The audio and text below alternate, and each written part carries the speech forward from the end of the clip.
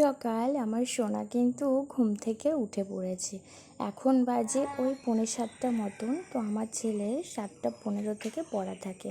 আগে আমি দিতে যেতাম, কিন্তু এখন ওর চরম বায়না একা একা পড়তে যাবে। সেই কারণে এই যে দেখো রেডি হয়ে বেরিয়ে গেল। আর এদিকে ঘরে চারিদিকে যেন সব কিছু ছেটানো। ঘুম থেকে উঠে পড়েছি প্রায় তখন সকাল 6টা মতো বাজে। হাজব্যান্ড ডিউটি চলে গেল। আর তারপরে ছেলেকে ঘুম থেকে তুলে ব্রাশ করিয়ে খেতে দিয়ে ওকে পড়তে পাঠিয়ে দিলাম। আর আজকে ছিল হচ্ছে বৃহস্পতিবার। আর বৃহস্পতিবারে কিন্তু ঘরের অনেক কাজকর্ম থাকে এক্সট্রা। আর তারপরে কিন্তু পুজোর একটা ঝামেলা থাকে। তো সেগুলো তো সব আছেই। তো আমি আর বাইরে বেরোইনি।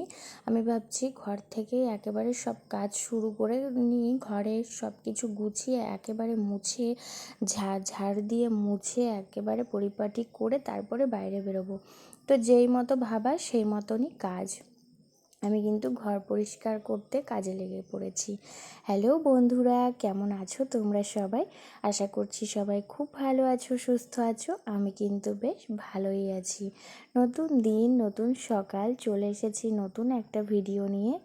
আমার ভিডিওটা যে যেখান থেকে দেখছো তাদের সকলকে অসংখ্য ধন্যবাদ জানিয়ে আজকের ভিডিওটা শুরু করলাম। ভালো লাগলে একটা লাইক করে দিও, কমেন্ট করতে ভুলো না।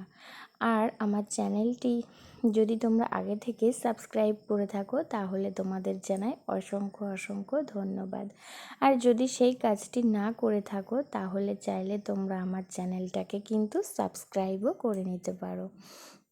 তো দেখো আমার বিছানা কিন্তু গোছানো কমপ্লিট হয়ে গেছে। আর এদিকে আমি সোফাটাকেও একটু পরিষ্কার করে নিচ্ছি। আর এদিকে আমার টি টেবিলটাকেও পরিষ্কার করে নিলাম। প্রতিদিন আমরা যতই ঘর দুয়ার পরিষ্কার করি না কেন, ঘরে কিন্তু প্রত্যেকটা ফার্নিচারের ওপর কিন্তু প্রতিদিন ধুলো ময়লা জমতেই থাকে।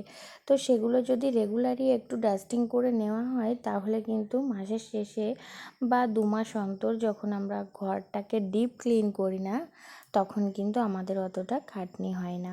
তো যখনই আমি পারি, যেদিন যেরকম টাইম পাই, সময় পেলেই আমি কিন্তু ঘরের ফার্নিচারগুলোকে একটু মুছে নিই, যাতে সেগুলো একটু দেখতে ভালো লাগে। আর ফার্নিচারের উপরে ধুলো ময়লা পড়লে কিন্তু একদমই ভালো লাগে না। তো তোমরা ভিডিওটা দেখতে থাকো।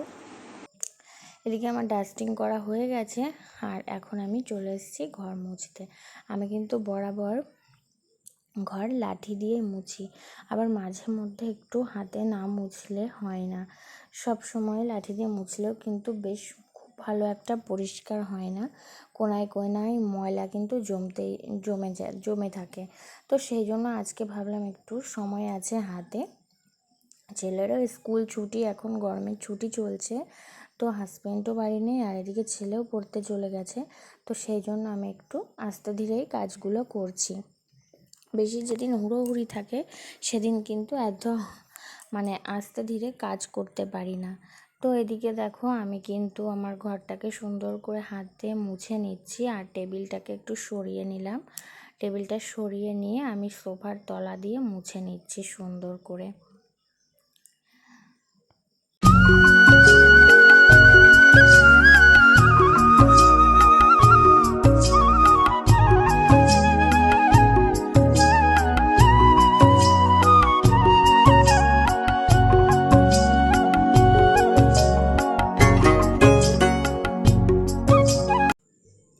আর এদিকে ঘর কিন্তু আমার মোছা হয়ে গেছে। আর আমি এখন সিঁড়িটাকেও সুন্দর করে ঝাড় দিয়ে নিয়েছি। আর এখন মুছে নেব।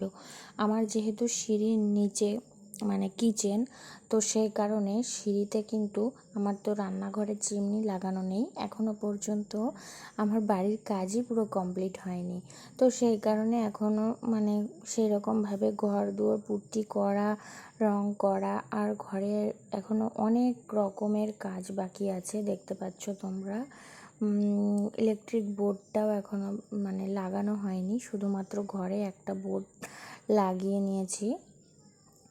আর সেই কারণে আমার প্রচণ্ড তেল মশলা সিঁড়িতে জমা হয়, যার জন্য সিঁড়িটাও তেলতেলে হয়ে থাকে। সেই কারণে আমার রোজ রোজ সিঁড়িটা না মুছলেই হয় না। আর এদিকে কিছুদিন ধরে ঝড় বৃষ্টি হয়েছে আর আমাদের ছাদের আশেপাশে না প্রচুর গাছপালা, মেহগনি গাছ আছে, আম গাছ, নারকেল গাছ, আরও নানান রকম গাছ আছে। তোমরা দেখতেই পাচ্ছ আমাদের বাড়ির চারপাশটা পুরো গাছে ভর্তি। আর সেই জন্য ঝড় বৃষ্টির কারণে একদম ছাদে পুরো ধুলো আর পাতায় পুরো ভরে গেছে। আমাদের এই পাশের ছাদটা, নতুন ছাদটা যেহেতু জল ছাদ করা নেই, তো সে কারণে সিমেন্টের একটা ধুলো, জল ছাদ না করলে সিমেন্টের একটা ধুলো থেকেই যায়। সে ধুলোটা পায়ে পায়ে পায়ে পায়ে আরও বেশি হয়, আর পাতা পড়ে পুরো একদম ধুলোয় পুরো ভরে গেছে। মানে ছাদে তো খালি পায়ে আসারই উপায় নেই। তো অনেক দিন ধরেই ভাবছিলাম ছাদটাকে ঝাড় দেবো, কিন্তু হয়ে আর উঠছিল না সময়ের অভাবে।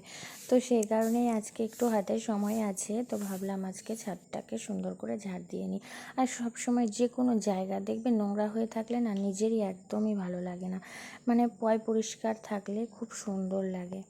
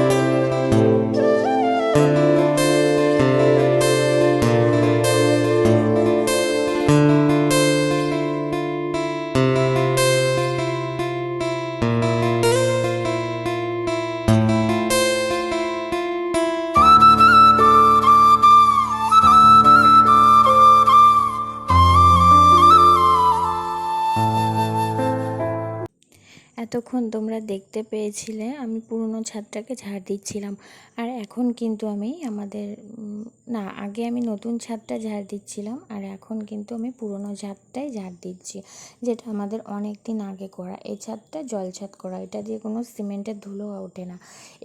এখানে দেখো একটা আম গাছ দেখতে পাচ্ছ তোমরা, এই আম গাছটা কিন্তু ছাদের ওপরে এতটা ঝুঁকে পড়েছিল না, এই বছর আম হয়েছে আর আমের ভারে পুরো ছাদের ওপরে গাছটা পুরো ঝুঁকে পড়েছে। আর প্রচণ্ড গরম পড়েছে, গরমের জন্য আমাদের ছাদে ট্যাঙ্কি লাগানো নেই, যার জন্য জল দিতে হলে আমাকে, ফুল গাছে জল দিতে হলে আমাকে সে নিচ থেকে জল টেনে টেনে নিয়ে আসতে হয়। আর এখন অত জল টেনে নিয়ে এসে ছাদে গাছে জল দিতে পারি না, খুব কষ্ট হয়ে যায়। তো সেই কারণে আমার শীতকালে কিন্তু ছাদে অনেকগুলো ফুল গাছ ছিল, প্রচুর ফুল গাছ ছিল, আগের বছরেও ছিল, কিন্তু এই বছরে আর ফুল গাছ রাখিনি ছাদে। ভেবেছি যেদিন আমার ছাদে ট্যাঙ্কি লাগানো হবে, ট্যাঙ্কি আছে নিচে আছে, তো যেদিন ছাদে ট্যাঙ্কিটা সেটিং করব সেদিনই আমি ছাদে ফুল গাছ লাগানোর আবার চিন্তা ভাবনা নেব। তো দেখো তোমরা ভিডিওটা দেখতে থাকো।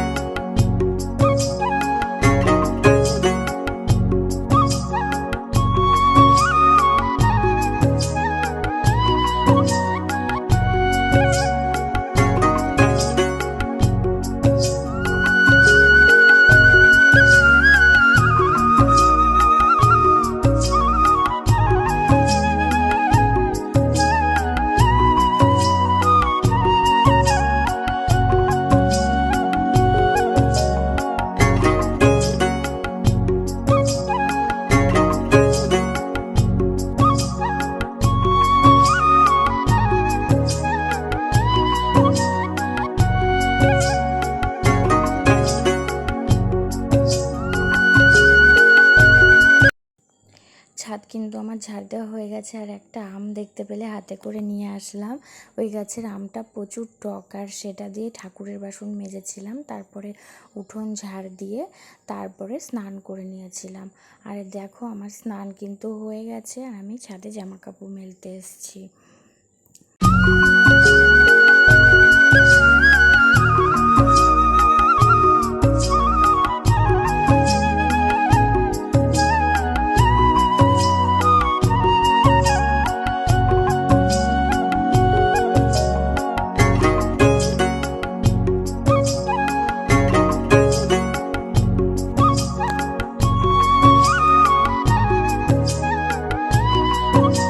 আজ গাছে লক্ষ্মী জবা ফোটেনি, শুধু সাদা ফুল আর বাসন্তী ফুল আর দুটো জবা ফুল পেয়েছিলাম, সেইগুলো দিয়েই সুন্দর করে আমি পুজোটা দিয়ে নিচ্ছি। আজ বৃহস্পতিবার ছিল সেহেতু অনেক রকম ফুল দিয়ে ঠাকুরের সিংহাসনটা সাজিয়ে যদি পুজো দেওয়া যায়, দেখতে কিন্তু খুব ভালো লাগে। আর আমার অনেক রকম ফুল দিয়ে ঠাকুরের সিংহাসন সাজাতে ভীষণ ভালো লাগে, আর আমি পুজো করতেও কিন্তু ভীষণ ভালোবাসি সেই ছোটোবেলা থেকে। তো আজকের ভিডিওটা আর বেশি বাড়ালাম না, ভিডিওটা এই পর্যন্তই রাখছি। ভিডিওটা যদি ভালো লেগে থাকে তাহলে একটা লাইক করে দিও।